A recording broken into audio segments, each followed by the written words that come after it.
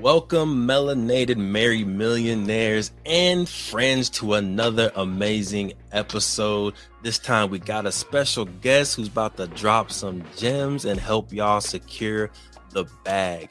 Make sure y'all join the conversation by going to the m4show.com. Yes, ma'am. And of course, make sure y'all follow us on Instagram at The M4 Show. Queen. Should they like and subscribe or something? Most definitely. You should definitely go do that like right now. Yes, make sure y'all like and subscribe on YouTube, Apple Podcasts, Spotify, wherever you are listening to this episode. We appreciate you. It's free, so go ahead and do it. And it is your first move on being a millionaire. Now, let's get into it. Let's do it. Let's introduce our guest for today. Look, this episode, we got a few guests. We have a couple of them. Couple of them coming through. If you don't know, June is Black Future Month, and the M4 Show, myself and the beautiful, amazing royal queen herself, have the pleasure of hosting the Black Love Roundtable for Black Future Month. This is the third annual year that we've done this, right? This is through IMI, Institute of Melanated Innovation. Each year it's getting slightly bigger and bigger and bigger, and hopefully next year we can do some in-person events being held by the queen over here.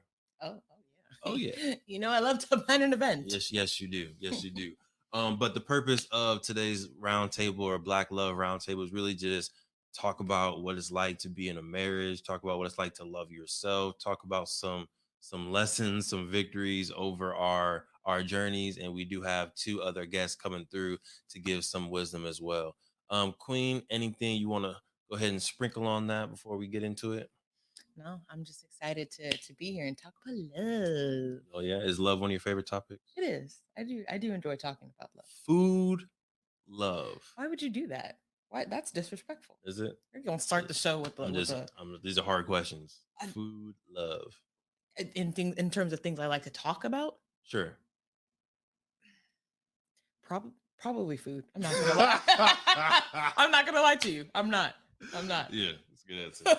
My face lights up anytime. Hot dog? What'd you say?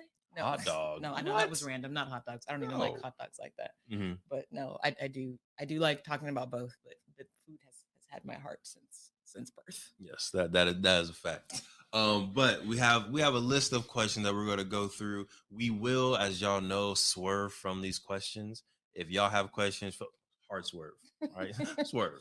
If y'all have questions, feel free to drop them inside the comments in the chat. If we don't get to them live, we will come back to them afterwards. But without further ado, are you ready? I'm ready. Cool. Well, without further ado, let's get into the episode. Over 50% of Black Americans are unmarried, and only 2% of Black families in America have a net worth over $1 million. We are on our journey to not only join that 2%, but grow that 2%. Facts. I'm Devon Truvel, creator of Black Wall Street, the board game, with my beautiful co-host. I'm Sinclair, aka the Health Nerd. And welcome to the M4 Show.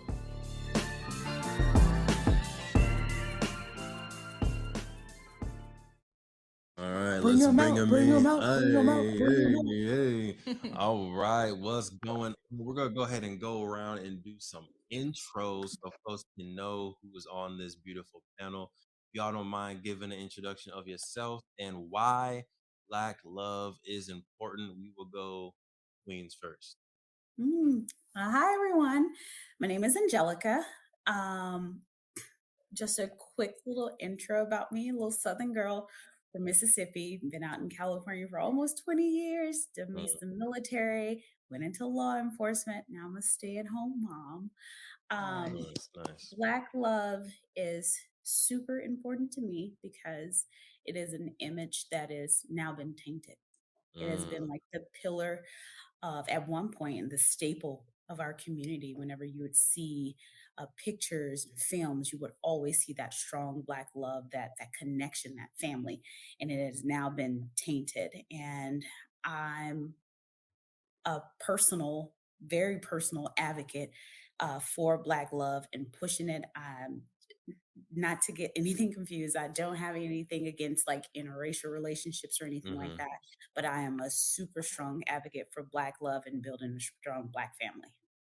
I Love say, that. I say, and we're definitely gonna talk about what you mean when you say Black love has been what was the Tainted. word tainted. Mm. I want to talk about that. It's gonna be our first swear. We're 3 minutes in. We're already swerving. We're already swerving. But appreciate you. Thanks for being here, brother John. Let the people know. Absolutely. And it's a pleasure to be with you all here today. I am J.E. Apple. I am the author of the Five Roads to Power, but I am also a husband as well as a father. Black Mm-hmm. love actually is important to me since I've been married for over 20 years. It's something that has become a staple of me. Nice. So I am actually a son and I'm not actually a brother, but when I talk about John the husband, it's like all these different things and all these different graces come on me to be a good husband as well as to be a good father. So a lot of the people that I may be counseling or a lot of the couples that I may be counseling, we sometimes talk about their strengths and we find out why Black love is important to them or what they even consider is love. Because in a lot of cases, love is defined differently by different people. And you'll have two people in the same relationship. And then when I ask them to define love, each one of them defines it differently. And they're surprised that the person that they're with actually sees love differently than they see it. So the reason why it's important to me is that on this 20-year journey of being married, I have learned to love in different ways. I've learned to express that love in different ways. And it's been a journey, but it's been a journey that's been enjoyable. Absolutely. Love it. Yes. Love it. And man, there's so many swerves that I already I know. want to I know. do. You let me know which one is which direction we can go in first, right? And I think Angelica opened us up with just the state of Black love today being tainted, which I think we can blend with what John's talking about as far as people not being on the same page of what love is, what it's like to experience, and what it's like to give it. So maybe if we can talk about what like what does Black love being tainted mean? Like, I'd love to know yeah, from Angelica's point of view, like what did you what do you see when you say like Black love is tainted? right. What's behind that? I'm very curious, and we can go from there. Yeah. So from the image now, so I'm born in the 80s. Growing up, watching my grandma, my granddad, aunts and uncles in the South, like I said, there's that strong image.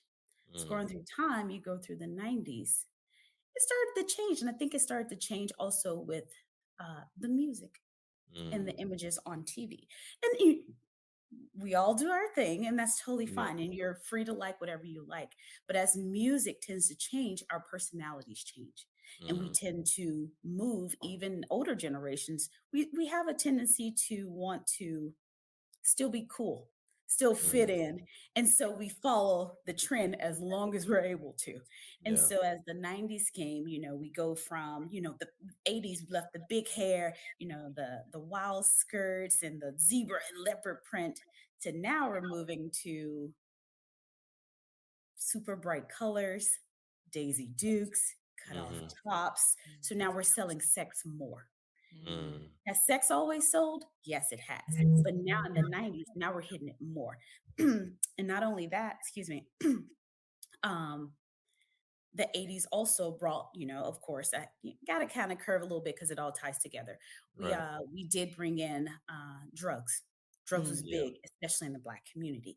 So when you have those who start drugs, they're letting go of that whole personal family dynamic, and now they're focusing on self. I need this. I'm going to do this. More drugs brings promiscuity. It brings unfaithfulness. It brings lies, deceit. So all these things are coming into play, and the line true sex lies, and rock and roll, or however it goes, that was big in the 80s and 90s. So we're tying into the 90s, and we're losing that dynamic. And then we move into the 2000s. those love songs are now pretty much gone. And it's let me see you do this, let me see you do that, take this off, don't ever put this back on. And we want to fit in. We don't want to feel like that old way that we used to be. We don't want to feel like that. And like I said, we want to follow the trend. So we start losing that entire dynamic, and sex is now selling more and more, and it's hitting younger generations. So that's where our influences are coming. Now we're tying into social media too. So let's keep kicking it up. So sex, love, sex, lies, drugs, rock and roll, social media. Let's bring that in there. No one cares anymore. So now you're tainting that full image of James and Florida Evans to Real Housewives of Miami or Basketball Wives. That's like the way that we want it. We're no longer loving on each other. We're loving just ourselves, but we're more in love with the materialistic thing and the influences of what it is than actually loving our partners, loving our families, loving our homes. And we want that image. So the image is now gone as long as we have this perfect image. So it's no longer about love, it's just perfection. And I can influence you, and I have this and I have that. But that doesn't help the community at all. Right. And So so I wanted to talk a little bit about, you were saying something on how the drug epidemic and the shift of culture from being, basically we're more selfish in this generation, right? And I think for some reason, and I don't know when this happened, but it's no longer cool or acceptable to need somebody, to need help, to need a partner, to need a better half. It's, as a man, you're kind of taught like you should be able to do it all on your own, be dependent on only you. And I feel like that's now the new culture for women as well. Like, I don't need a man for anything. I don't need help for anything. I can get it all on my own. And I think there is value in being, dependent on yourself. I think there are independent.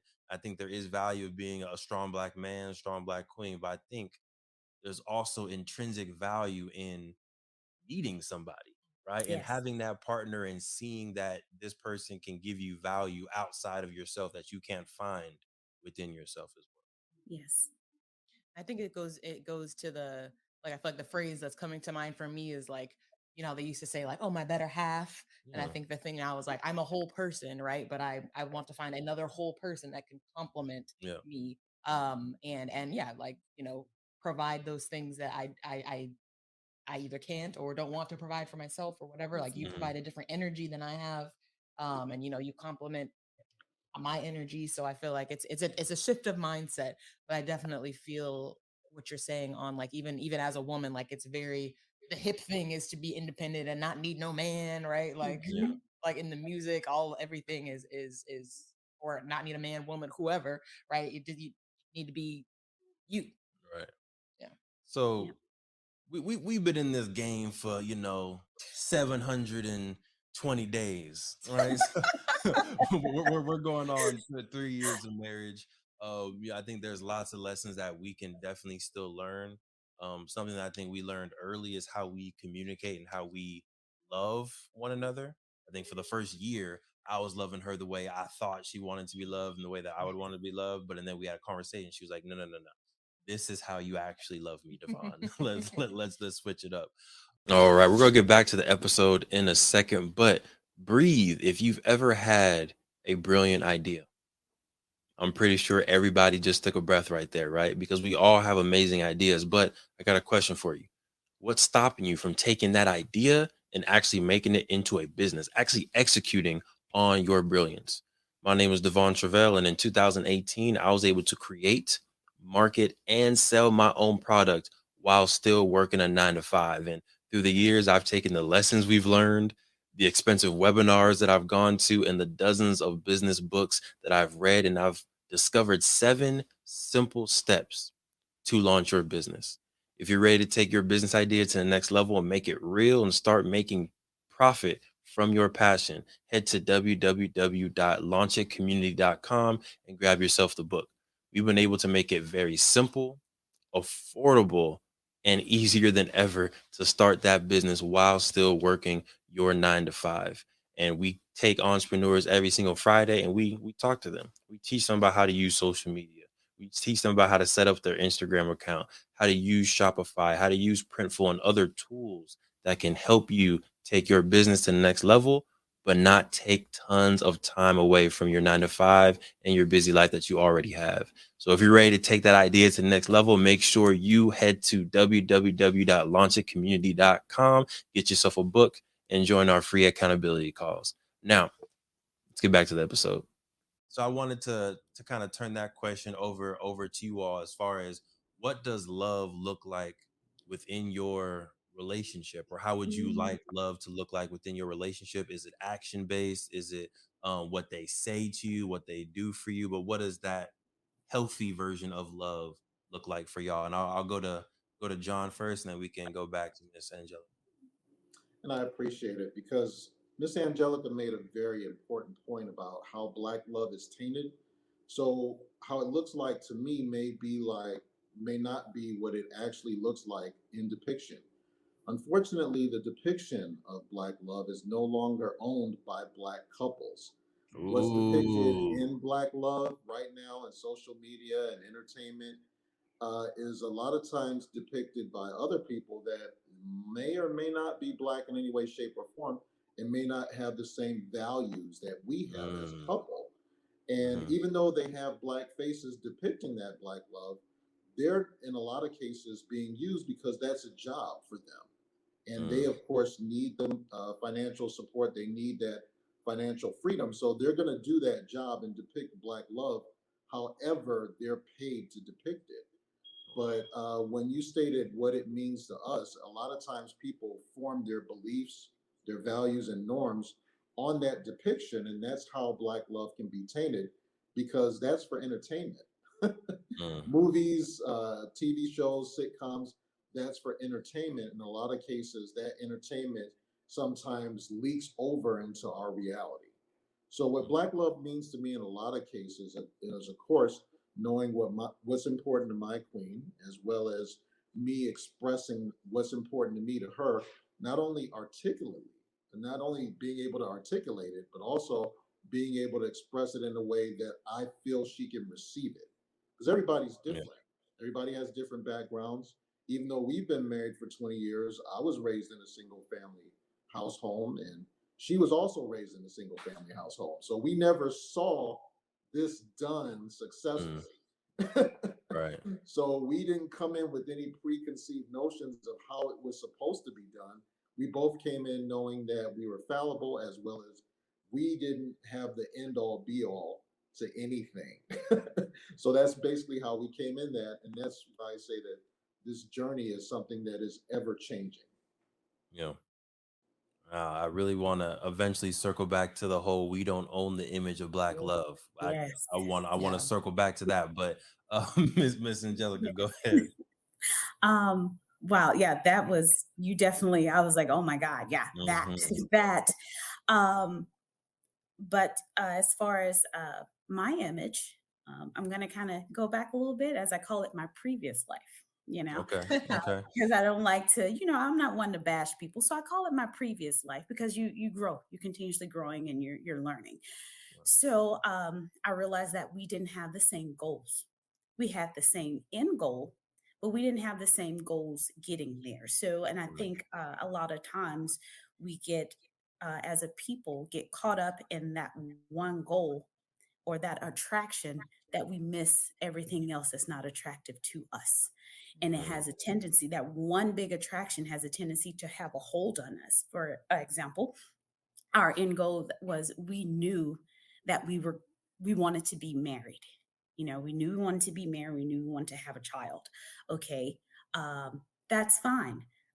But I want a house. Let's grow this family. I want a family. I don't just want a child. I want a family. You Mm. know, I want Yeah. to be able, you give me a house, I'm going to give you a home. There's no way around Mm. it. And we just didn't have those same we didn't have that same goal to get there. We weren't running the same race, but we knew we were trying to get to the same end goal. So, of course, it had to end. So, goodbye, previous life. I took time Yeah. to you have to fix yourself too. You have to do some self-reflection, and also find out where my hiccups were.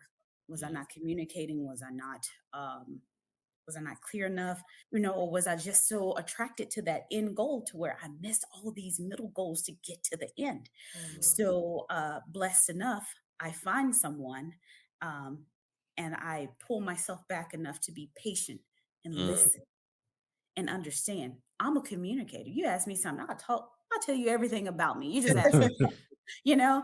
Um, and he's not, but he's a mm, doer, but I'm an expresser. Where do we find that common ground? So yeah. let's work backwards. So we did. What's your end goal? Marriage. Beautiful. Do you want kids? He said, no, I want a family. Hello, mama's all There we about go. it. Yeah. Now we're working backwards. And so in our household, and I know it's not traditional, and like I said, I'm very honest, and I think it's okay to be candid with people because there's no such thing as, you meet, you date, you get married, you buy a house, have a family. Life doesn't work that way. I'm sorry, it Mm-mm. doesn't. You got to do what works for you, and there's going to be some hiccups in the road to see how you can handle them. So our dynamic worked for us. I'm getting older, due to medical issues. They say, geriatric, Oh no. maternity geriatric. So Mm, we knew we wanted a family, so we started our family. We knew we were going to be together. We're already talking about marriage, what we're going to do. As I stated earlier, backstage, he purchased the house. I mm, had a house. I'm going to pull you out of there. mm, I'm going to get something for us. Mm. You know what I'm saying? And we don't yeah. see that anymore. And so, like I said, he's a doer and I'm an expresser. So we had to find the checks and balances and figure it out. And the way that we see it is once we do get married, we're not struggling to start a family. We have our family. We're Mm, not struggling to find a house, especially in this market. We have our home, but not a house, a home. yeah. We understand each other. We know that we have the same goals. We now know how to actually communicate and be there for each other and express ourselves. And I know that when he's in a mood, I back off, let him have his time. We have to be respectful, to a man. I'm just going to say, women, we got to listen, back Mm, off back off of him, let him breathe. He understands me. He knows I like to talk. So he sees me in a mood. He's going to actually sit down now and say, mm. what's wrong? We had to, we had to work together. So now once we finally officially tie the knot, we're good. We already have our foundation. Now we're just continuously to build up our home, to be the pillar and to continue to be an advocate for others. I love it. And I love particularly when you say women, you have to listen. Yeah. I like that line. I'm sure. I'm sure. No, I'm not trying to get in trouble. But I wanted to. There was a lot of stuff that I'm trying to keep in my mind as we Mhm. circulate back because yeah, you had a really good nuggets on. There's different roles within the relationship, right? You said that you're the expressive person, your husband's the doer. And I don't think there's anything wrong with that. I don't think Right. both people need to be expressive 100% of the time. I don't think both people need to be doers 100% of the time because you're going to start butting heads, right? Exactly. So I might want to circle back to like what roles, like are there official roles when you're having your family? Are there roles that each person should play or likes to play within your relationship? And how does that vary relationship to relationship? Because I think growing up, we see what Black love looks like, what a family looks like, and stereotypically, the woman's playing a very specific role and the man's playing a very specific role, and that's what we've kind of been brought up to accept. But I think within our generation specifically, we're trying to fight back, Yeah. right? What that actually looks like, Mhm. and some of that resistance I think is healthy. I think some of that resistance is unhealthy actually as well. So I do want to get back to roles within the relationship. Um, Maybe before or after this whole black image thing. I still want to talk about that. Queen, Let's you let me know. You kind of already introduced the roles Let's thing, do so let's do roles. that. We'll go Okay. back to the image because that was a bar. We will go back It to was a big bar. it. But can we go through and whatever y'all care to share? Like what are the maybe the typical family roles, parent roles, mom, dad, household roles that you and your partner are playing on a daily, weekly basis? Absolutely. So again, since both of us were raised in single parent households, we didn't know what roles we were supposed to walk into. Mm, So when I was moving away from home, no one had necessarily taught me a large amount of responsibility. So taking on responsibility was somewhat terrifying to me because I didn't see a man do responsibility. I hadn't seen it mm, successfully carried out by a man since I was raised by a single mother. So when we sat down and we talked about what was important, if it wasn't for good, specific premarital counseling, we wouldn't have known what roles were expected. I always knew that my wife was a queen, and regardless of where she lived, she always saw herself as a queen. So even though we were living in not the best neighborhood and her family was living not in the best neighborhood, she still always wanted the best. And that wasn't I mm, wasn't surprised like, "Oh my goodness, why do you always want the best of everything?" That was an innate feature in her.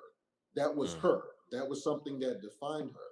Not because she was looking to see what was more expensive, but she felt that she was valuable for whatever was the best. Whether it mm, cost a lot or not, she always felt that she was the best. So I knew that was something that was important to her. And she, even though, don't get me wrong, she has a master's degree and everything, I knew that as we discussed it in premarital counseling, she was not saying she was going to be the breadwinner of anything. Now, mm. she would cultivate whatever vision I had, and she would make it 100 times better because That's a she fact. was way smarter and way more administrative than I was. But she was not the visionary, even though she was a dreamer. So when we came together, I found out that I was the one that was very analytical and administrative. She was the dreamer. So she was the one that was like, yeah, that can happen. Absolutely. And I was like, well, I know this is an idea I just came up with, but how do you know it can happen? She said, because you're you and I'm me. So it can happen. So she was the Mm, dreamer, but I was like, that's great, love but it. I still have to see strategically how we would do this. So, as you actually made mention of, two dreamers may not have been the best thing, two planners may not have been the best thing, because when do you know when to actually step out of the boat and do it? Where's the dreaming? Right. Right. Where's the faith?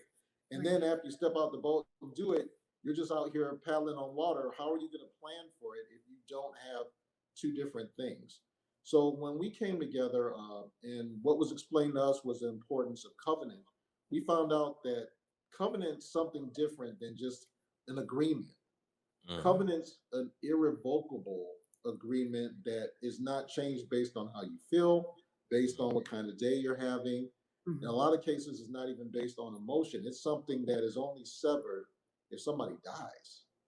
mm, So with that mm, understanding, we were like, okay, we need to slow down and make sure that this is what is right for us. Am I willing to trust this person to give the rest of my life, my strength, my effort, my youth to this person? Do I know them well enough? Because we dated for 3 years and then we were engaged for 1 year. So in that 3 year time frame, granted, we were dating and going out and everything, but I was interviewing. And the mm. reason I was interviewing is because it had been explained to me that uh, when I say I do and I link up to this woman, that basically I'm giving her the most important part of me, and she will be the person that has the most control over me, whether I want it or Mm, not, Mhm. mm, and vice versa. So, in doing that, we found out that her roles in our specific household was to make sure that everything was administrated correctly, everything was specific. Our children are being raised excellently.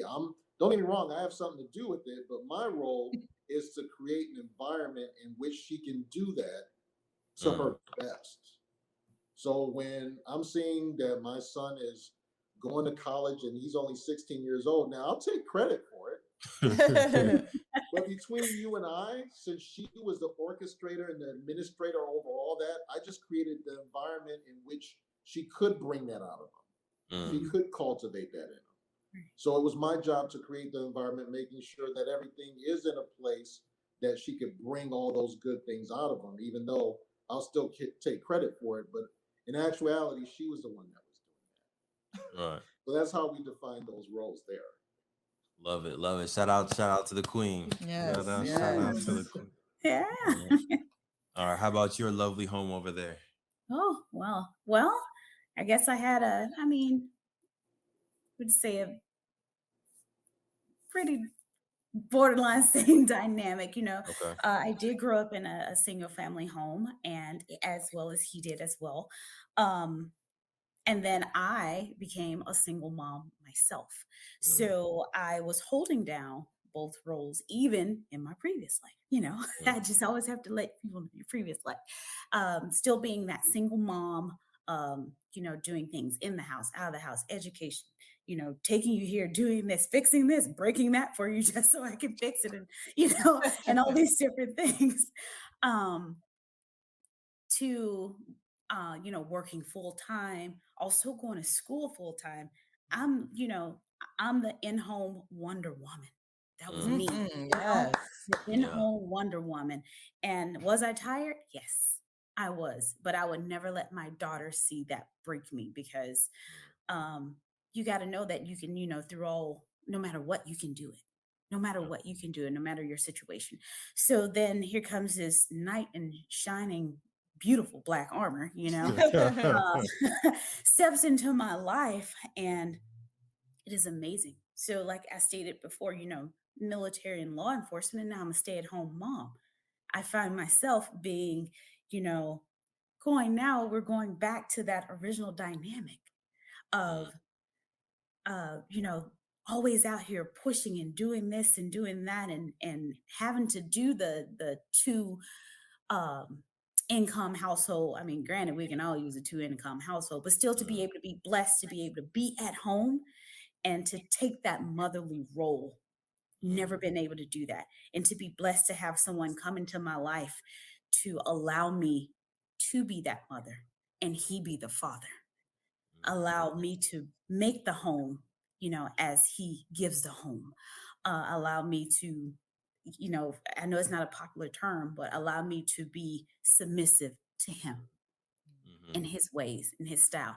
I had never followed before a day in my life. Mm, He had never led. So we had mm. to build that trust within each other. Um, and I I think it like is that. by far the most beautiful thing for us to look at each other and say, I've never done this, you never done that. I'm going to trust you.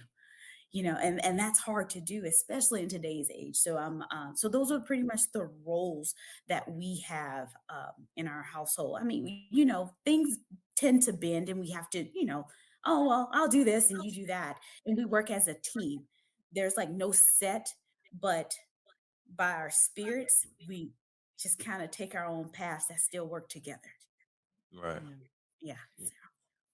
I wanted to highlight what you said on like he had never led, you had never followed, because I think that going back to the whole like independent woman thing that I think is very popular right now, and even myself being the firstborn, being the oldest, I feel like I naturally have always taken that leadership role. Like in high school, I was like senior class president, like and even like at jobs and like going into college, like I was always like, okay, what's the leader role? When I want to be president, I want to be that leader. Like I always naturally took that role. So I feel like I also always kind of I did start to have that like very like I don't need anybody. Like I can be the breadwinner. I could be everything. Like I don't. And I think what I've learned, especially in these first couple years of marriage, is like I don't have to be. Like Mm, it's okay if I choose to be in that, Mhm. choose to be the leader in whatever situation, but I don't have to be. And I think that that has been one of the things that I've learned about myself, and that I'm kind of stepping into in I think our marriage and our roles is like, mm, oh no, he got this. Like you can if you want to, you Yeah. can step back, mhm, right? Yeah. And I think that the perfect I think analogy of it is if y'all know anything about me, I'm a dancer. I love to dance. I've danced my whole life, but I've never really trained in partner dancing. It's Mm. always been individual, like solos in groups, but still not with somebody else. mhm, And so I really didn't do that until taking a dance class with him. and Right. I struggled. You remember? I feel like you kept having to tell me, like, he kept having to be like, stop, let Mm-hmm. me lead. Mm-hmm. And I would be like, I'm the dancer. Like, what? No, we're gonna go. And he's like, he'd always have to kind of like stop and let me lead. It was so uncomfortable for me. Like even just the dance of like, okay, well, where we're going. And then you kind of feel that natural, like, okay, he's pushing you this way, step back. And like, I got used to it. But at first it was so uncomfortable. And I think that's kind of an analogy for life and for marriage is like, okay, like let's see how he does. Okay, he's got this. Like he's got our household, he's got our family, he's making the decisions and it's working out. Like, okay, you can step back a little bit in certain areas, right? And allow him to lead. And I think that, in it's been tough, but I think it has allowed me to now figure out like what role do I want to play in our household, Right. which has been cool because I think I'm learning a little bit more about myself in this new phase of life. But yeah, I just wanted to touch on that because I think that that's important and is important for I can speak for myself as a woman. I think in this interesting dynamic, interesting times we're in, it's a kind of a mind shift that I think is having to happen in our minds. Oh yeah.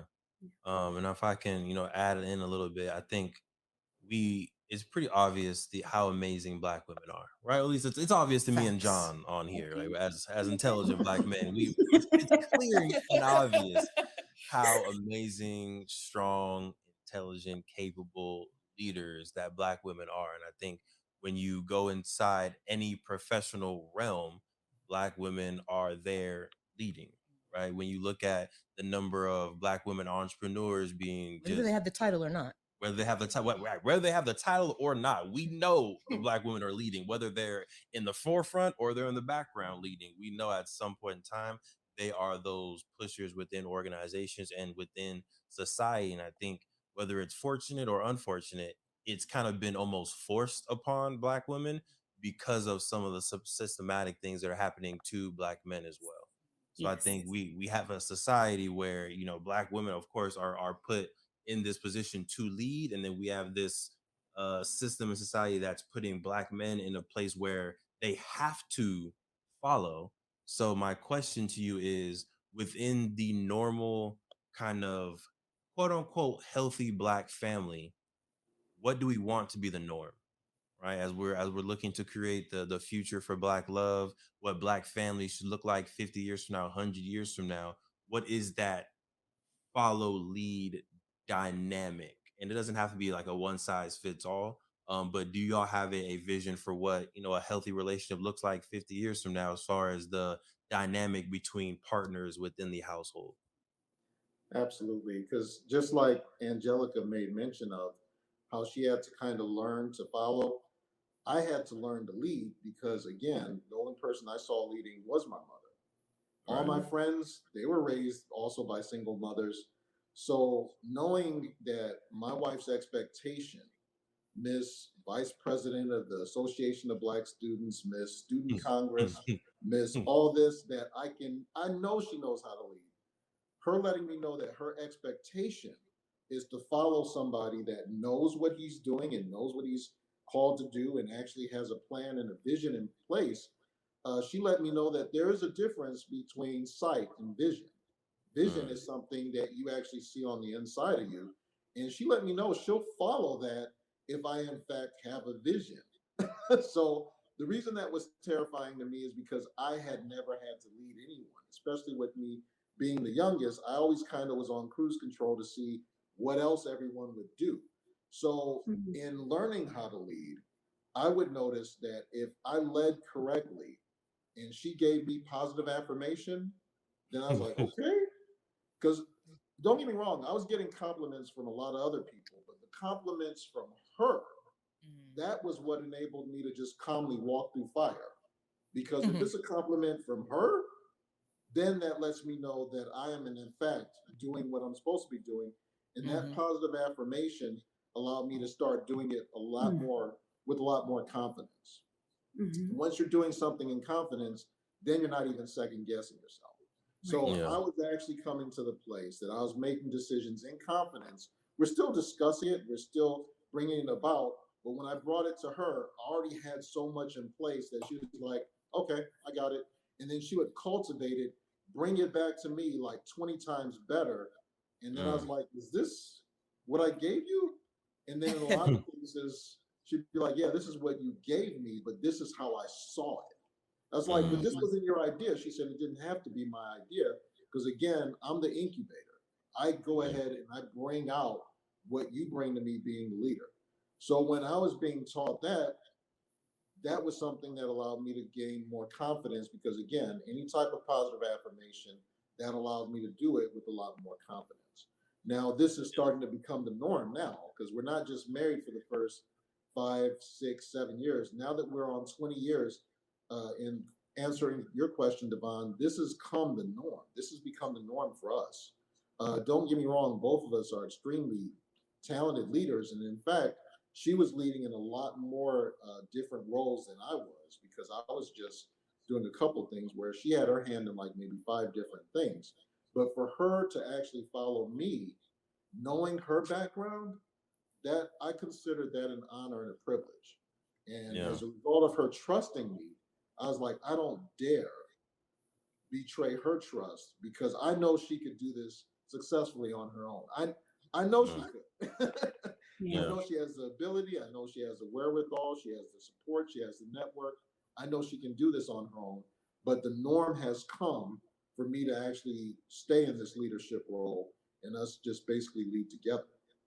Yeah. And I So love our model, real quickly, is sit back and look pretty while I go ahead and run the city.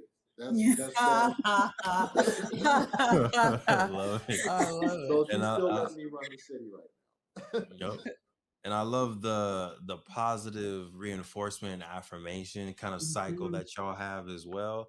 And that, the idea of co-leading, right? I'm gonna create this idea, I'm gonna get us started, and then I'm gonna hand it to you, and then you're gonna lead us in a more refined way, take that idea and vision to the next level. I think that's definitely the dynamic that we have, right? I'll come up with an idea, very, very high level, no organization to it, right? No real Just the vision. strategy, just a big grand vision that's borderline impossible to do. And then I'll be like, Queen, this is what I want to do. What's up? And then we'll figure out how we can actually make it realistic. And I think the analogy that we came up with, instead of using like the word leader, because again, I think it creates a hierarchy when one person's the leader, another person's a follower, and you know, our generation doesn't necessarily like the hierarchy too much. We're not vibing with We're not messing with it unless we're on the top, right? facts. That's we're on the top. But we came up with like, I'm like the engine, right? So if you're looking at a car, I'm gonna push us in somewhere, some direction, but we need the steering wheel. Yes. Right. If you have a car, you're going 100 miles per hour. You could be going fast, but if you don't have a steering wheel, eventually you're going to crash. Yes. Right. So within our relationship, I am that electric Tesla engine that can keep going and going and going. But the queen here is definitely that guided direction. Okay, let's go this way. Let's go this way. She's even the brakes. Okay, let's slow down a little bit. She's the GPS. Let's actually go to this endpoint instead of just driving randomly. And that's kind of the dynamics that we've been able to grow with. Yeah. And I think it applies really to everything that we do. I think even like if we go to like different kind of ventures that we're going through, right? Because we're business partners too, but everything pretty much has that same dynamic where he's like, I'm the analytical mind, right? So John, you said you're kind of like that person in the relationship. So that's me in our relationship where, okay, I'm like, he'll have the big vision. He'll come to me and I'm like, okay, but what's the strategy? Like, let's come up with a strategy. What are the points to get to that grand goal? Like, I'm here with you. This sounds amazing. Let's do it. But in order for me to fully be on board, I need to hear some of those data points to get us there. Because if it's going like this to get here, then we need to talk. But yeah, I think it's important to. I like the analogy of like the engine and the steering, just because I think it does point to the fact that at the end of the day, you are going in a direction and we both have the end goal in mind, right? We both have the final destination. Right. We just need to make sure that we're both aligned with how we get there. Right. Exactly. Anything you want to add on your side, or any questions that y'all want to pose? I know we've been kind of going rapid fire. It's been great conversation. We do have one in the chat too. We do? Well, I can't see. So we have an audience member who has brought up the question. And this is kind of going back to what I was saying about leading and following. I mean, it's really just about what we've been talking about this whole time. The question is, when building trust in a relationship, you step back and forth, you step back and your partner leads you down the wrong road on multiple occasions. Is it wrong to speak up or take the reins back? Great question. Mm. I have a thought, but I'm gonna see if anyone wants to jump in first. I'll try that one. I'll try Okay. that. So there's absolutely nothing wrong. I think a lot of problems is people don't communicate the way they're supposed to. And your Mm-hmm. partner can't know exactly what they're doing wrong if you are not communicating. I'm not saying, oh, you did this, oh, you did that. No, I'm talking about actively communicating, putting down expectations, what we're understanding plans, what was the end goal, what are we trying to do here? If a person doesn't understand that, then of course they're going to lead you in the wrong direction. We can't read each other's minds. And no matter how long you're together, even with, building trust, you can be together like Mr. John for 20 plus years, he still can't read his wife's mind. There's no way possible that he can. So you have to communicate, and it's okay to take the reins back, but do it without humiliating your partner. Yeah. It's very easy to humiliate your partner, and you don't realize that you're doing it. There's a kind of etiquette that you do it. Just say, hey, I was expecting this or trying to do that, or I wanted you to do this, but let me do this for right now, X, Y, and Z. I'll show you what I like. I'll show you what I don't like. Let's work Yep. together. Yeah. Yep. Let's work together. So you have to communicate. Yeah. Oh, yeah. And even like Devon said, they have the analogy with the engine and the steering wheel. With me and my wife, I'm basically the machine, and my wife, she's the gel in the machine. She's the loop. The machine, I mean, you think about us, we're a family of 6. And Wow. all our kids look exactly like us there. So when you see us walking, sometimes people see a black family of 6 like we're a unicorn, almost like we're It's an a beautiful anomaly. thing. It's a Yeah, beautiful so we're thing. like, we always get people saying that how nice we look and everything like that, but it's almost like the black family is a unicorn. It's an anomaly. Yeah. So with her saying that she's the gel within the machine, if there's a breakdown in the machine, she is able to communicate that breakdown to me in such a way, like Miss Angelica said, it's not demeaning, it's not humiliating. Because again, demeaning, humiliating, that doesn't get me to work better anyway. It's a positive affirmation. So me individually, since she knows that, she'll even tell me what I did right, but then she'll list the 4 other things I did wrong. So at least I did this one thing right. And then with the 4 other things that I can improve on, she'll state it in such a way that, okay, all right, so I did this right. This is the next goal. This is the next goal. So I actually have something that seems attainable. It's instead of just, oh, you did it all wrong. And then I'm like, so it almost doesn't seem like the goal is obtainable anymore because of how it was communicated. So that was just my nugget on the side. That's what we've noticed in our time, that she kind of notices what communication style works with me. But in actuality, she just kind of knows how to pull more out of me. That's what she's going for anyway. So she's not necessarily in a lot of cases trying to prove that she's right. She just wants to win. She doesn't really care how we win. She just wants to win. So even though she's right, a lot of the times she'll still put it in such a way that I can still take it so that we still win. That's the end result. Yeah. Right. No. I think that's the key right there. Is I feel like remembering in those moments, it's like, okay, well, sure, you can kind of blurt out what come to mind. It might not be received as the other, the right way to the other person. That's almost a little bit on the selfish note, right? Because that's just what I want to do. I'm feeling this way, so let me just let you know what I'm thinking.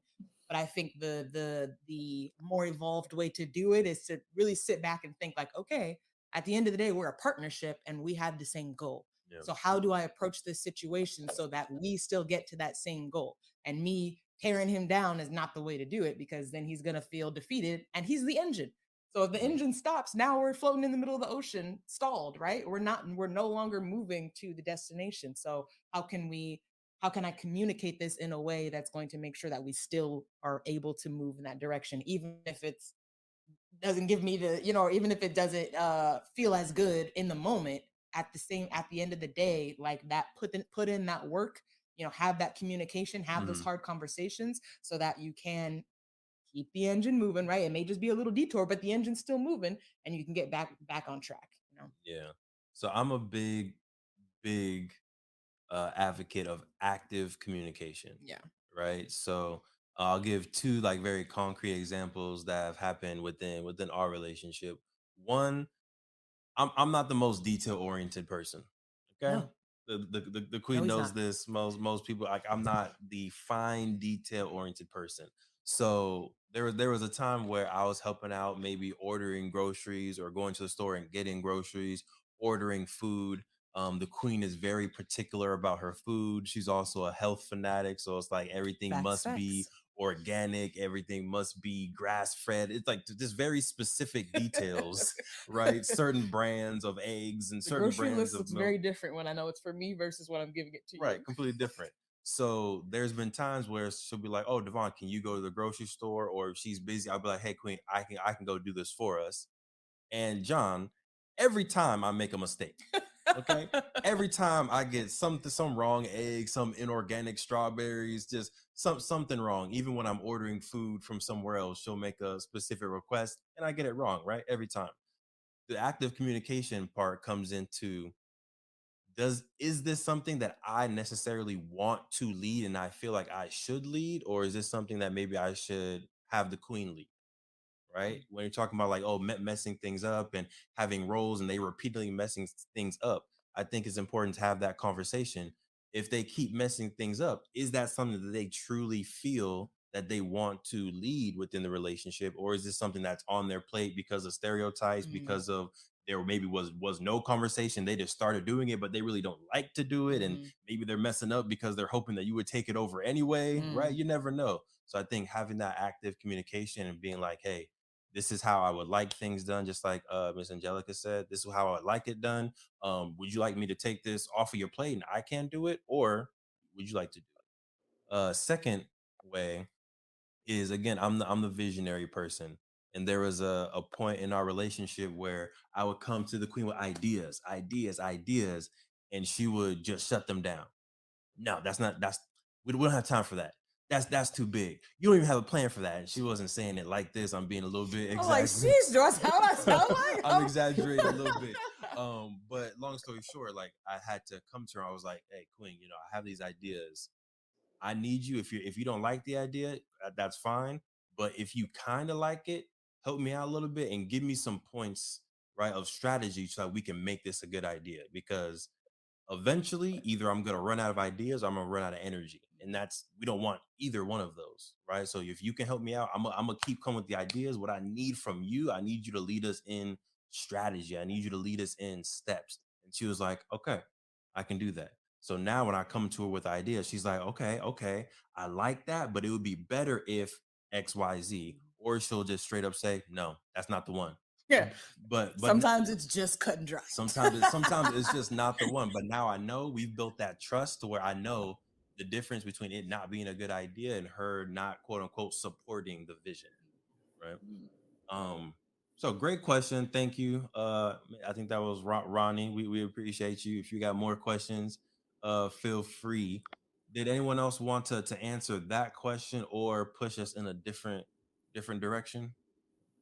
Just real quickly on what you mentioned about if there's something that you may want to do, or if there's something that you can do better, just articulate it in a way that if you want me to, I can take over this for a little while and show you how I like it.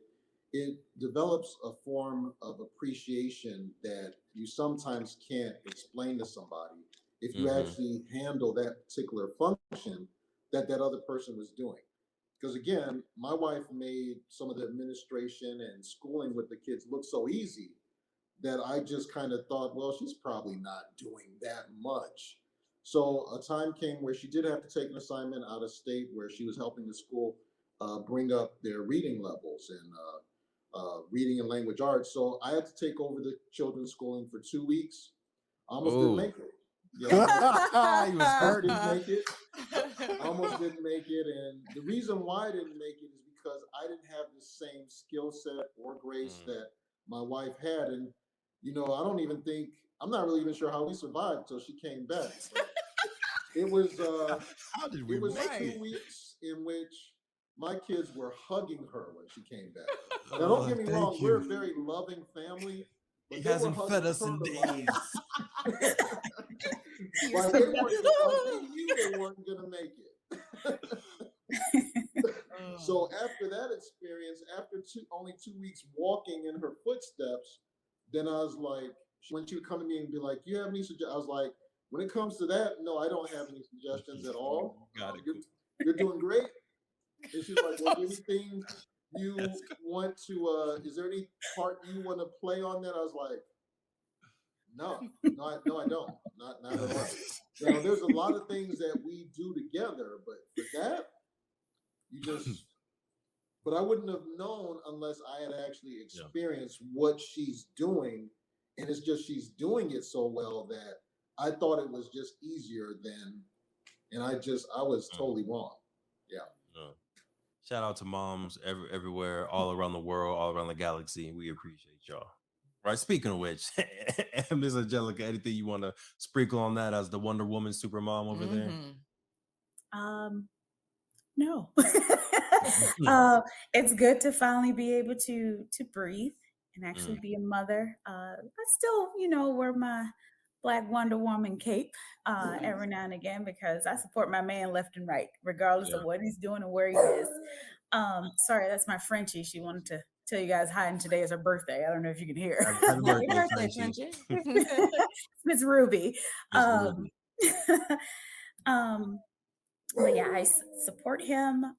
Love that man. I think anyone who knows me or knows him knows that I'm gonna praise him in public like you've never seen it before.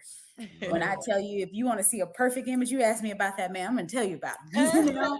But in private, that's where we have our time. And I think as couples, Black couples, I think we need to focus on that more moving forward. I'm just going to kind of bring it back because I know that we were talking about what do we want to see ourselves in about 50 years from now? I think we should do that more. I think we need to stop focusing on this whole social media. I want 50%. And if you're not doing this and I'm not doing that, and, stop. We have to stop. And we have to realize that what works for one couple is not going to work for you. Yeah, I'm staying at home, but when I tell you I provide, I do my part. If he's paying the mortgage, I'm paying the light bill, so we make it work. And I think we just have to let this whole influencing thing go and just learn to be loved and actually accept being loved. We allow a lot of our past relationships and previous lives to affect us being loved now. And we carry that baggage. And we have to learn to, don't hop from one to the next and expect our past to be just like stop comparing people. It's okay. And we're all there's going to be some overlapping in personalities. There's just, there's only so many personalities in the world. I'm sorry, but we have to stop comparing our previous lives and our previous relationship and our previous experience to this person that's before you now. It's not fair. It's not fair to you and it's not fair to them. So I think I would say in like 50 years from now, we need to rebuild that trust, rebuild that, communicate, set expectations, and actually learn to actually love yourself so you can love someone else and allow someone to actually love you. Yeah, I love that. Right. And I would I would like to answer the question before we go back to the image, because I know you wanted to go back to the black image. Um, but I think piggybacking off of what you just said, Miss Angelica, the idea of not comparing yourself to others, or on what works for another couple may not work for you. I think what I would like to see in terms of roles or whatever in the future in the next 50 years is for everybody to feel comfortable enough and to feel empowered enough to create their that own dynamic within their relationship Yeah. and not feel pressured from any previous relationships, any childhood conditioning, any social media influence, whatever, to uphold certain roles within the household. I think I would love for everybody to feel that empowerment on just create it, whatever it should look like for you. And I think that sometimes it's undoing the conditioning that we've maybe grown up with, and then other times it's, for some folks, I did grow up in a two-parent household. I'm blessed to be able to see that, so I do have some of that, to be able to look back on. But at the same time, I try not to have those expectations and bring that into our relationship, just so that I don't feel obligated to do anything just because my parents did it, right? It's that we want Yeah. to create that own dynamic within our own relationship. And yeah, I think that's what I would like to see in the future Mm, is, I think it's important for to have roles in the Yes. relationship, but I Yes. think you should be able to define those for yourselves. agreed. Yeah, Agreed. Okay. We gonna talk about owning our own black love image. let's do it. Goodness. So I'm gonna bring it back to John, because you brought it up. So if you don't mind setting the stage for us one more time, I think you remember around what you said, but if you can go maybe one layer further on what you were talking about as far as us owning our own black image and the image of what black love looks like today. My name is Sinclair, and I'm a functional diagnostic nutrition practitioner who has created a program that takes a deep dive into your hormone levels and your overall metabolic health to create a highly personalized weight loss protocol that will have you lose up to 30 pounds, gain energy, and have you feeling so good that you go into the back of the closet and pull out that freakum dress. We all have one. So if you are ready to invest in the last weight loss program you will ever need, go to queen2queencoaching.com and book a discovery call to figure out which queen to queen package is right for you. Talk to you soon.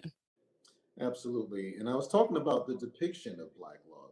And a lot of Hmm. times the assumption is that as Black couples, we should own that depiction. And that simply isn't the case, because in a lot of cases, when you look at social media or entertainment, you see other women, nationalities, ethnicities, they're saved, they're taken care of, they're provided for, they're cherished.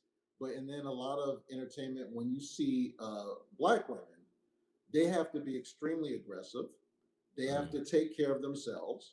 They have to provide for themselves. And in a lot of cases, if they don't confront the Black man in an extremely aggressive nature, they're not going to get anything done. So Mm, that is the depiction of Black love. And in a lot of cases, the Black man is not dependable. He's not trustworthy. He's not even present. And in some cases, he's a source of confrontation to the Black women. But when you see other nationalities, other ethnicities, it's basically them just coexisting, living a happy life. Oh, I love you, you love me. But in the Black depiction, which in a lot of cases is depicted by other nationalities that are actually bankrolling that depiction, and they may or may not even have Black couples and may or may not even know other Black couples, they can only paint their narrative. So that depiction is what we see on a daily basis, and sometimes that can leak into our reality. A lot of cases we don't want it to be that way, but in a lot of times, Black couples may have that in the back of their minds, especially like Black women may say, well, maybe I have to be more aggressive. Maybe I have to just do it all on my own. Maybe if I don't do it all myself, no one's going to come save me. No one's going to come provide for me. No one's going to come protect me if I just don't take it all on myself, because that's how it's been depicted in this TV show. That's how it's been depicted on this movie. So I guess I have to adapt that into my lifestyle. In a lot of cases, when it comes to receiving something, you can be at different stages. In a lot of stages, you can be at something. It's a really big word. It's called ethnocentric, simply meaning I'm right, you're wrong, and whatever you're talking about is incorrect. So that's ethnocentric. But when you get to a different stage called selective adoption, that means I think I'm going to select this. I think I'll take that. No, I'm not taking that. No, I don't even appreciate that. So you're selectively adopting what you want to accept in your own relationship, in your own life. In doing it that way, you're not just conforming to what you're seeing in that depiction. You know, Yes, sir. I would, yeah, I agree that unfortunately the dominant image that we see of black love is definitely negative. I do want to highlight Blackish. I think Blackish does a pretty good job at depicting, you know, a lot of different images within the black family. I love the grandparents on there, and it does show a little bit of that dysfunction and trauma and like generational um image of love. But then of course we have the main, and I don't even know their Bo and what's his name in the show, Dre on Dre. there? Dre. Yeah. Yeah, Yeah. Bo and Dre, like they go through their ups and downs, but at the end of the day, they're still a strong couple. They're both working, taking care of their kids. So I think, you know, Blackish is one positive image, but we definitely need more, right? We need more black writers, black directors who are out there who can create shows that show just a positive image. And unfortunately, it's not as maybe marketable at times, or it doesn't go as viral because it doesn't have all the drama. But it's like, what is really the intention and purpose of this TV programming, right? What is the program actually going to do for our culture 10 years from now, 20 years from now? So if you're a writer, if you're a director out there, we encourage you to go ahead and make the next beautiful, amazing black love story, please. I will buy a ticket. I will show to the premiere, you know. Queen, you about to say something? I was just gonna say, I think that it definitely plays a role, because I think that if you look at our generation, I think it is there is a sense of, I think, black love, a wanting to kind of repaint the image of black love in a positive light. Mm-hmm. And I think it does stem, one of the things that it could stem from was the fact that there were TV shows when we were growing up Yeah. that did, I'm not saying anything was perfect, but that did at least portray, some of them portray like Right. a strong black family. Mm-hmm. Unfortunately, there's a lot of them that may not be able to be passed down to future generations because Right. they've been tainted, if you will. Tainted. Tainted. We'll leave it there. Literally. But I think that, to your point on, like, it does influence, right, how we see black love and how we want to now paint the picture for future generations. So I think it definitely, how it is depicted in media, in social media, in TV shows, it definitely has an effect on Mm-hmm. how we see it in our reality. So I think it is important for us today, right now that we're of age to be able to write and direct these shows and things like that, for us to make sure that there are those positive images for the future generations, so that we Yeah. can continue to further, the depiction and the image of black love. Because as the king says, I know I may be stealing your thunder, but you're saying on, like, the black family, raising a strong, beautiful black family is like a radical act. It's like the Mm-hmm. most radical act that you can do, because, like you said, Mr. John, right, on, it's when you're out in public, people are like, oh, this is such a beautiful family because it's like a unicorn, right? It's unfortunately not Yeah. the norm that we see. Right. So it's almost radical at this point. And even though it's just your life, right? That's your normal life. But to society, it's looked at as radical because it's different than the norm, which is broken families, right? So Yeah. Yeah, you have to overcome and fight so much, right? As a black man, as a black woman, as a black kid, as a black family, you have to fight so much. So, you know, much love and congratulations Yes. to both y'all over there. I think, Angela, you had some wisdom you were about to sprinkle in on us. Oh no, I'm just gonna kind of ride in the image. I know we're still addressing like the black family dynamic, but I'm tying into like the media.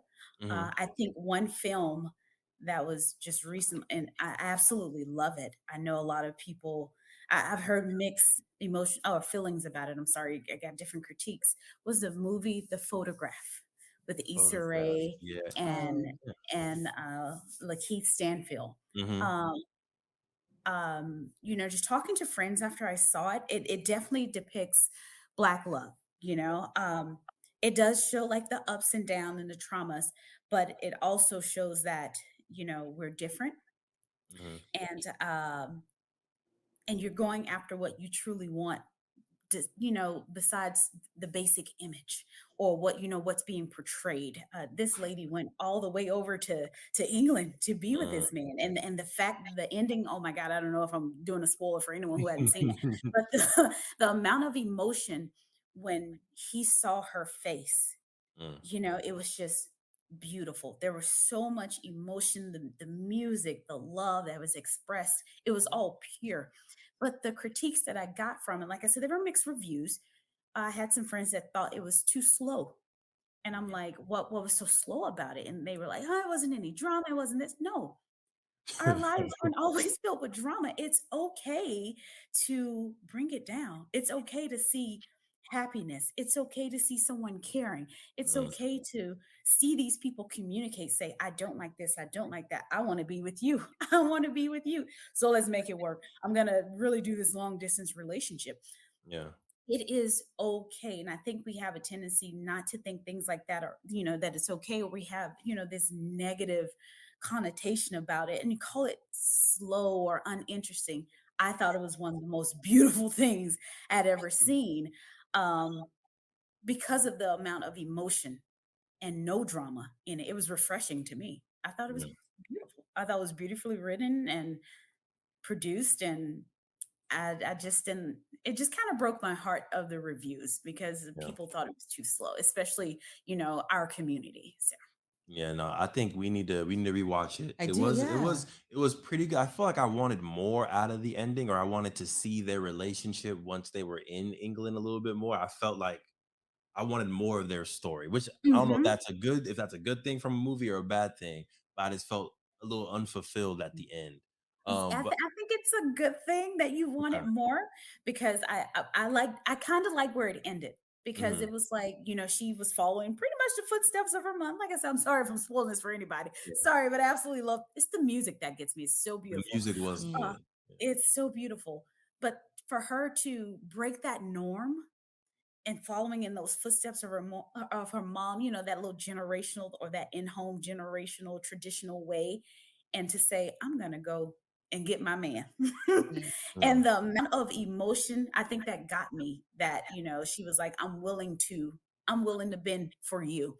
And I Yeah. think a lot of especially women, we don't allow men to express themselves, Mm. and be vulnerable. And that portion, that just got me, because I allow my man to, if he's emotional, pick a shoulder, baby. Pick Mm. both up. Lay on my back. I don't care. If you want to lay on my head, by all means, wherever you need to express yourself and feel safe and feel that peace. And that's what I got from that he was like, it's okay. Mhm. Yeah. I can be myself with it. That's how I saw it. But, I guess everyone has a different way that they view things, but that's how I saw it. And it just, that moment reminded me of me with the man in my life, because he's just so open and vulnerable with me. I'm open with him, and we talk about everything. So, and I'm soon in a couple months, you're not going to deploy, and I'm not going to come see you. So, Mm. we'll travel this earth to get to you. Right. So, Yes. Love it. Love it. yep. And yeah, I think to your point on folks saying like, oh, the movie was slow. I think unfortunately with social media and a lot of the action movies that are coming out, our attention span Right. is we need action, drama, something to be happening all the You can be time. entertained. We need to be entertained all the time, whether we're watching a movie or whether we're living in our own relationships. I think sometimes we get bored or impatient, things are moving too slow within our own household, so we pick a fight, right? Like we look for the drama within our own relationship, or we need to be going to this club, we need to be going on this thing, instead of just let's just be with each other. Right. All right, let's just be in this moment. Let's just pick a shoulder. Let me lean on your shoulder for a second. Let's just chill and meditate together, breathe Yeah. together, eat together, cook together, and do all of those things. I remember growing up, and we've done this a few times. It's kind of fun, but not really fun, but kind of fun at the same time. Is like, just cleaning the house. Put on some really good Mhm. music, put on some Motown music, put on some gospel music sometimes, and just for 2 3 hours you're just cleaning, dancing, creating Yeah. memories. You'll be cooking, go out to brunch or have brunch in the house, and just that's the day. And I think that sounds like a boring day, but at the same time, it also sounds just like a nice homey day, you know? I feel like it's at the end of the day, it's finding the joy in those Yeah. mundane moments. Hmm. I think Mhm. that's because I mean, life, like the movies, the social media, all they're just highlights, Yeah. right? It's that those every now and then where you get your fun time, you go out to a wedding or whatever. Those are highlights. But I mean, sometimes the every day is like what you said. It's we're cleaning the house, but we're still able to do it together, Right. and we're still creating moments. We're still stopping in the middle of sweeping the floor to slow dance in the living Hey, room, right? facts. It's Facts. finding those ways to just make everyday moments special. I feel like it creates another level of intimacy and that ability to be vulnerable, because no matter what we're doing, we're able to be us. We're able to get to know each other. We're Yeah. able to find some way to grow. Um, we do have another question in the chat here. Go ahead, Eagle Eyes. What's your stance on Black bloggers influencing and supporting radical stances against Black love? Against Black love. What do you think is pushing them to almost vilify it?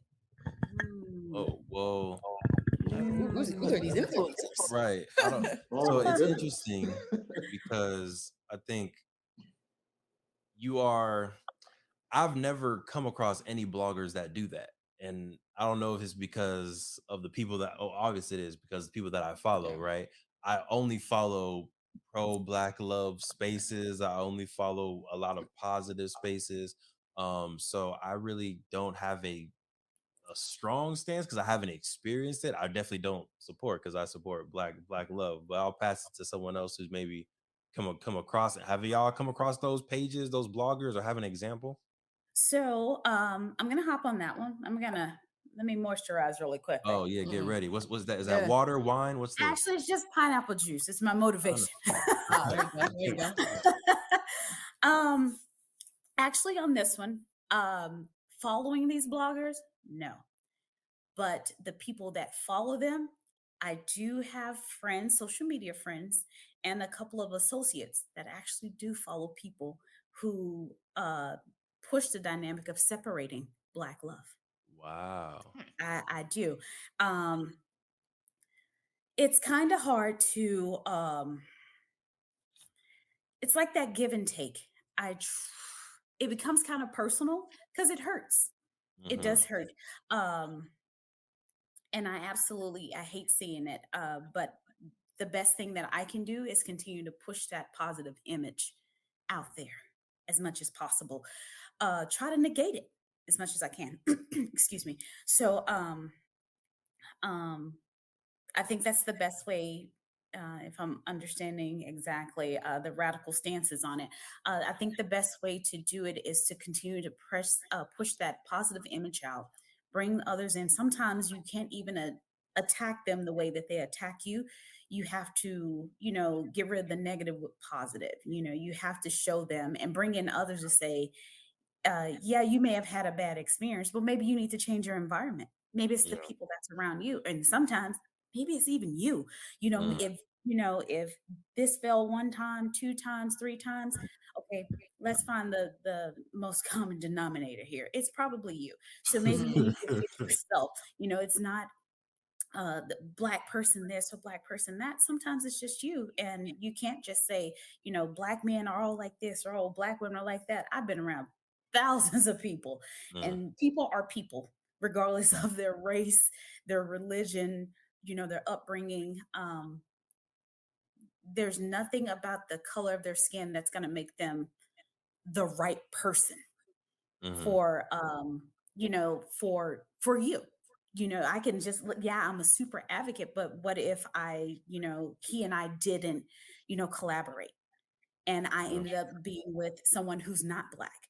That doesn't mean I'm still not going to push Black love, because I'm sorry, that's just who I am, regardless of who I'm with. I'm Black. I was born Black. I'm sorry, I'm going to die Black. There's no way around Mm-hmm. it. And so I love the Black love dynamic. But if that's just something that a person feels like, just because they can't find the right Black person, maybe they just need to change their environment, their way of Facts. speaking, or the way that they are.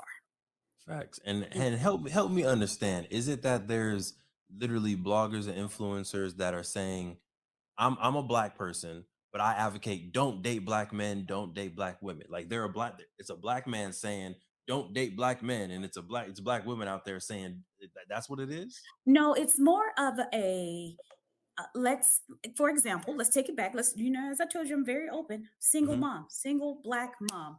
I am the typical stereotype for Black women. There's your single Black mom. Don't date her. She's already tainted. It's my word for today, so you guys use it. She's already tainted. She's on welfare, and she uses the government for this, and she's probably bashing her baby daddy, and she's probably things like that. Mm-hmm. And it's like, wow, well, you just threw me in a category of some people that I don't even fit in a category, considering the fact that, yeah, I'm a single Black mom. Me being Black, honey, is a positive, so you can go away. Mhm. Which also shows that I'm responsible, which shows that Yeah. I'm strong. I am independent, but I would love to have someone there to help lead my house. But not only that, if you want to taint me, sweetie, I bought a house on my own. How about you look at this? I Mhm. have a job. I'm Yeah. educated. I'm pushing this child. I'm trying to break these stereotypes, but you only see the fact that I'm a single Black mom. And Yeah. that's all you see. So I would, like I said, I just push the positive, and I really commend those men and women who just overlook all that and just basically say, you guys are idiots or whatever. I'm going to keep doing what I'm doing and moving forward, because there's no help for them. There's no help. I'm sorry, Sarah. No. John, how you feeling? I'm feeling good. It's just that's a loaded question, and it comes Yeah. back to why they're doing it. Because again, in our new social media that we live in, it's made the world a lot smaller. So sometimes you may have people that have baggage, you may have people that have gone through some bad experiences, and now that they have a platform, they're speaking from their small experience as to why a certain group of people is bad, or dating a certain individual is bad based on their small experience. And that's their reality. You can't talk them out of their reality, because that's what they went through. That's their story, but their story may not be applicable to me and my story. So when you have someone like that that has some type of platform, and they're putting their beliefs, values, and norms in that platform, that sometimes can affect how someone looks at dating. That can sometimes affect what someone sees as valuable. They may have saw a Black woman as valuable, they may have seen a Black man as valuable, but after reading this person's blog and reading what that one Black person or that one Black woman put them through, they may not be seeing us as valuable anymore. So in my particular case, just like Miss Angelica said, I had to make a decision, because again, me growing up in a single household, I did not see marriage as a whole as valuable. But when I saw her, my wife, and I saw how loyal she was to her family, and she was so educated, beautiful, but she's has Mm-hmm. this Come on, John. unfailing loyalty to her family. I was like, if I had someone like that loyal to me, I'd be unstoppable. So, Mm. granted, I was selfish, and I was like, she's not fitting the stereotype. I've been told that Black women are confrontational, they want to argue, they want to nag, and they're very strong minded. And I'm like, she is strong minded, but still, I saw the value that I'd get from her more important. I saw that worth the risk of all the other stuff that I'd seen, all the other stuff that I had heard. I was like, she's worth the risk. Now, other people I had dated, I was like, no, they're not worth the risk. But she is worth the risk, because I noticed how she treated people that she was loyal to. And the only people she was loyal to was her family. was her brothers, sisters. Don't get me wrong, she was a good friend, but she was only unfair. She was only relentlessly loyal to people that she had known for a long time. And I was like, if I could have someone like that, I could. There's nothing I can't do. So that Right. kind of superseded all the negative things that I had heard about dating a black woman. Yeah. Yes, sir. I think that, and you know, I don't want to say no shade because it might sound like shade, but I think the people out there who are bashing black love also need to look in the mirror. Facts. Also need to look in the mirror and start to reevaluate, like, what about being black are Exactly. you not comfortable with, or do you not love about yourself, or do you feel ashamed of? Because to your point, Miss Angelica, you said, like, I see black as a positive, right? And that's how you should see it, but that may not be everyone's reality. So I think that maybe there be certain situations that folks go through, that may start to change how they see themselves, which then change how they see others that identify as with themselves, if that Right. makes sense. So that's what it's screaming out to me, is like a little bit of a self-identity crisis that Yeah. you are just portraying to the world. And so that's how I see it. I think I definitely see some self-love. You need to get yourself a self-love sweatsuit. You know what I'm saying? No. But you need to, I think, definitely really need to identify where that comes from. Like, where does that stem from? Is it a childhood experience or whatever? And work through that so that you can start to see yourself as a positive black image, and then not stop portraying those negative portrayals that you have in your mind to the rest of the world. Right. Because here's what we do know. You being a black individual, biologically, you're going to have black children. Right. So you're already saying all these things about black men or all these things about black women. One day, if you choose to, you're gonna have a black man or a black woman as a child, and they're going to want love. What are you gonna tell them now Right. about them trying to find love or them trying to be accepted? Right. So I think it's kind of short-sighted, right? And I'm not a proponent of saying that every black person needs to be dating a black person. Hey, you love who you love, but I do think it's very close-minded and short-sighted to say I will not date any black person ever, and I will not marry, or like that's kind of short-sighted, because again, eventually you will have children, and you're going to need to teach them about a healthy, loving relationship with another person and with themselves. And I think naturally, I would hope your mind's already going to shift as soon as you have to teach your child something about love, right? So that's my vision on it. Ronnie, I appreciate these questions. You making us think, you making us stretch. Much love. um as expected, we've come up on time very quickly. It's already 12:30. That went by very fast. I could have easily made this into a 2-hour, 3-hour situation. But out of respect for people's time, I want to ask maybe one more question. And it's one of my favorite questions, Queen.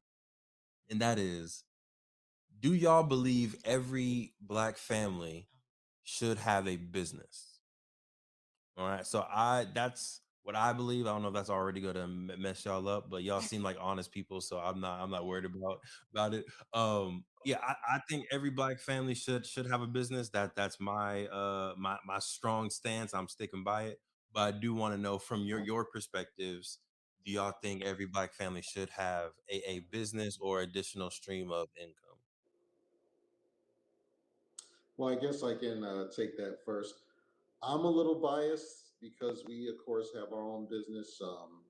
So, in our own business with my wife, since she's the one that has the education and all that stuff in the background in education, she does the curriculum development, whereas I get to go have the fun and just do the training based on what she's developed. The reason why I think this would be important for every black family is because every black family is going to have all these different talents. It's just being black in this day and age, you have to be talented to just thrive. In this day and age, you have to have some type of talent, creativity, as well as skill set Always. that some people just will not have. So you have two choices. You can go do it for another organization. In some cases, they may pay you extremely well. In other cases, they may not. Or you can do it for that other organization until you build your own brand. And by building your own brand, then you can determine your own level of success. You'll take that out of the hands of somebody else. Now, granted, when you are working for someone else, it's a blessing when they see your talent and creativity and reward you for it. But I think, like we said earlier, when we were giving the example of how many things Black women do, they may be labeled as a secretary, but what they're doing is a full level senior project manager. Right. Yeah. Even though their category and pay is as secretary, when you see what they're doing and you see how the company is thriving because of this one individual, you can see that they're very underpaid. So having own business for a Black family, that allows you to have options. That allows you to leave that organization that's not valuing you and then build your own brand and then be the master of your own domain. Because again, Black families, we're already going to be talented, we're already going to be creative, we're already going to be very energetic just on the life that we live and the day and time that we live in right now. You have to be all those things to be successful. So if you're going to be that anyway, you might as well do it for yourself. But that's just my take on it. I say, yeah. I'm thinking the same thing. No pressure to anyone else on here. No pressure. I'm just saying. Hmm. I guess Oh, a little back and forth. Okay. okay. The reason why I say that is because so I do have entrepreneurial mind, you know, and if you give me some, baby, I'm gonna make it happen. Actually, I'm in the works right now with a business plan that I'm working on. Not ready to Yes. get it out Here we yet, go. Here we go. but that's just me. But do I think every Black family should? I would say no, because everyone doesn't have that business mindset. And at some point, for example, if we're all a family and we're making it work, we're getting it, we're ready to retire, our next generation takes over. They don't have that same drive as we did. Business is going to tank. You have to have that mentality, that drive, that push, that want, that will to keep it afloat. If not, then it just defeats the purpose. So, do I think it's good? Yeah. Do I think it's necessary? No, I don't. Because you can be just as successful working for others as you can for yourself. I'll say. Quinn, anything you want to add to that? So I had a similar stance as you, Miss Angelica, when he first asked this question on our podcast of like, I don't know that every family is fit to run a business. But I think I won't say I've completely changed my mind. Come over to the dark side. I girl. won't Come say on that. over. But what you have said in the past that has made me like, okay, well, when you put it like that, is that the household, the family is a business, right? Yes. You've got income coming in, you've got money that needs to be made to support the family. And I mean, in order for us to really continue to further the depiction of the Black family, if you will, but also just the wealth, right? In order for us to continue to try to close this wealth gap, I think it is important for us to start seeing our families and our households as businesses, so that we can make sure that we're setting it up in a way. Because if you think about running a business, right, you've got to have your checks and balances, right? You've got to have a plan. You have to have a business plan. You can't just, I mean, you can, it won't be successful if you just up tomorrow and decide you want to start a business without a plan. But you have to have a plan, not only for today, but when you run a business, you have like a 3 to 5 year plan. And then you're thinking about like, okay, the CEO, if you will, how are we going to pass this information on to the next person? So I feel like in that way, I think it is important for us to start to shift our minds a little bit and start to see it. And I'm not saying only as a business, but start to see the Black family or our family units as businesses, and our households as businesses, so that we can start to have those things like life insurance, right? That's one of those things that we've talked about in other roundtables that I think is important for us to start instilling into our families, so that we can set the next generations up for success. Otherwise, I do think that we're going to be continue to run our wheels, and every generation is going to have to start figuring it out for themselves and starting over, when that's how we've gotten how we are here. If we look at other cultures, other communities, they are very, very intentional from birth about, now not all of them, but Right. from sometimes from birth about how they pass stuff down, when these kids have to do this, they have to take a course, and then they get this, and then they get this money to be able to do what they want. And I think they live with a little bit more freedom to do what they want with their lives, when because the past generations have set them up for success. Right. So when I look at it like that, then I say that yes, every family should run a business, even if it's just your family household, right? Start a family trust, get life insurance, like start having those things, a plan, just have a plan as a family for how money is going to flow in and out of the family. So I think when I look at it like that, then that's why I say I kind of agree that every family should have a business, even if it's just the family, the household, whatever it is. And when I say household, I'm not only talking about if you own the house. That's ideal. We should all get to that point, but even not if you own the house, but just again, just as a family unit. Even if it's even if you are a single mom and you have your child, that's a family unit. How does it operate? How do you pass the money Yeah. down to the child? So whatever that family unit is for you, I do think that we should, as a community, start to shift our mindset and start to progress towards seeing it as a business, for the reason of having those checks and balances in Mhm. place for future generations. Right. Very, very well said, Queen. Yeah. I think you are on the dark side now. It's okay. You're welcome. You are the queen of the dark side, you know. Oh, okay, I'll own it. But my last thing, and I think I agree with the sentiment that you can be successful and build wealth outside of your own business.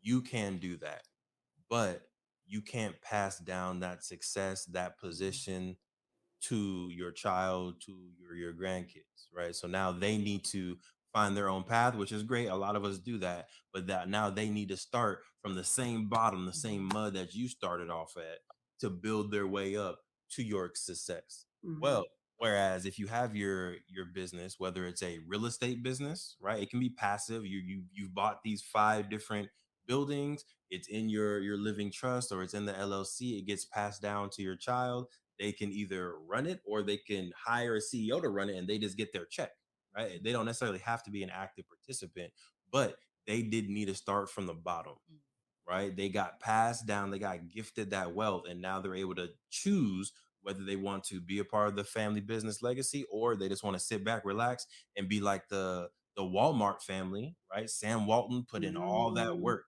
He built up Walmart, he built up Sam's Club, he did his thing, and now generations to come, they're just getting a check for being board members, whether they want to work or not, right? I would love the opportunity for our family to have that choice Yeah. of you can work or you cannot work, but either way, we set it up for you and we passed it down. We would love for you to be a part of it. I'm but a borderline force our kids to do it when they're young, but when they're 18, hey, it's their choice. But yeah, eventually we're gonna get you on the dark side too, Miss Angelica. We gonna get you. We gonna get you over here.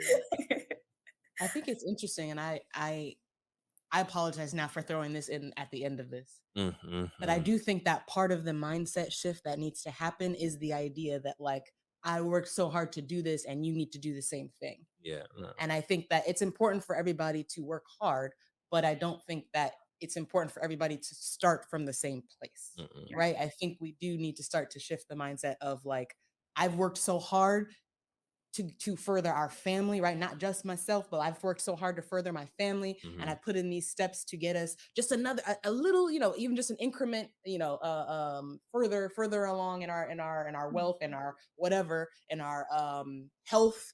I'm huge on health, so even that, like, right, what type of health habits can you instill in yourself that you can pass down to your children, right? So I'm definitely a proponent of, like, how can we as individuals but also as families just elevate ourselves and our family units just a little bit, so that the next generation can at least start with this little bit of a leg up, Yeah. right? And I think that will allow us to continue to progress as a community, rather than having the mindset that everybody's got to do the same thing and start from the same place. And there is good things that can come from getting it from the mud, right? But I don't think that everybody needs to do that. I think we can set up our families for success, so that they can start to live a little bit of that freedom that we talk Yes, ma'am. Yes, ma'am. Thank y'all for tapping in. Thank y'all to our amazing panelists right here for coming through for the Black Love Roundtable for the 3rd annual Black Future Month. We appreciate you.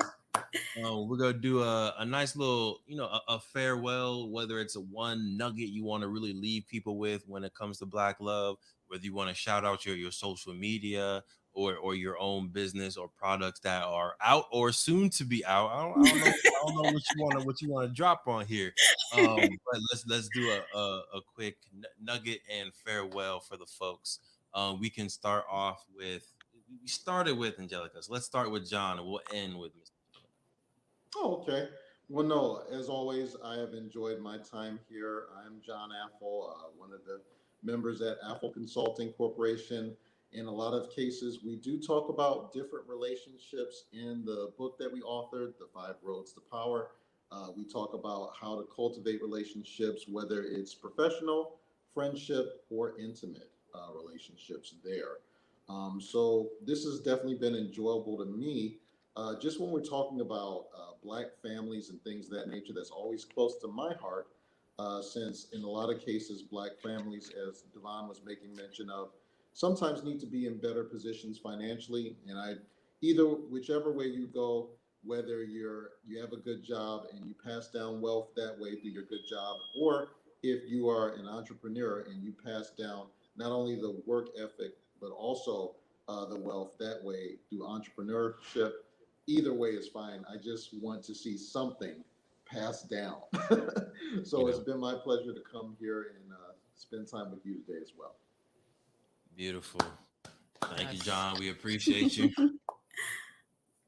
It has been an extreme pleasure to be here on this beautiful Saturday with you amazing people. I really want to thank you all. I don't have an amazing book to shout out, but you can always follow me on my IG. You guys can follow my love journey, my Black love family journey at HoneyBCT on IG. And maybe here in the next couple years, as I said, I'm working on my business plan. You guys will see my building for my bridal boutique. Yeah, for my bridal boutique. As I said, I'm about all things love, all things moving forward, all positive. And there's a quick little nugget to take away, whether you're in Black love or interracial love or just self-love. No matter what, love yourself, love others, move forward. If you ever hit bottom, look up because you can always keep going. So. Ashe, that was beautiful. Yes. We're going to 2 weddings this weekend, so good luck to your bridal business. There's tons of people that need you. I'll tell you that right now. There's tons of people, so looking forward to it. Queen, your shout outs or nuggets, whichever one you would like to do. I'll do both. Yes, ma'am. So first of all, my nugget, and I kind of alluded to it a second ago. We were talking about the Black influencers, Black bloggers. But I do think that it all starts with self-love. And I think that sometimes that can be the thing that we avoid the most, is going inward, because it's sometimes it's easier to address everything external, right? Let me fix this. Let me go fix that. Let me go fix that. But I think when you realize that a lot of times the issues in your external relationships usually all stem from something within, right? Maybe it's an insecurity you need to overcome, or whether it's, something that just still needs to be addressed within. I think once you kind of have that mindset, then you learn to, I think, attack your relationships, attack life, everything, I think, with a different mindset, and start to think about like, okay, let me look within, let me figure out, how am I contributing to this situation?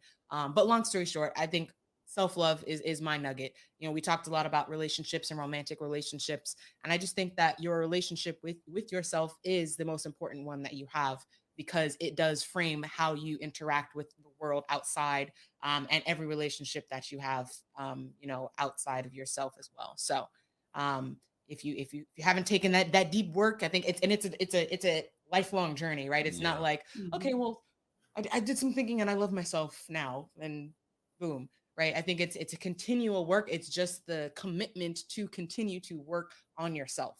And I think that then shows within your other relationships. So that's my nugget, is really take the time to look within, do that work.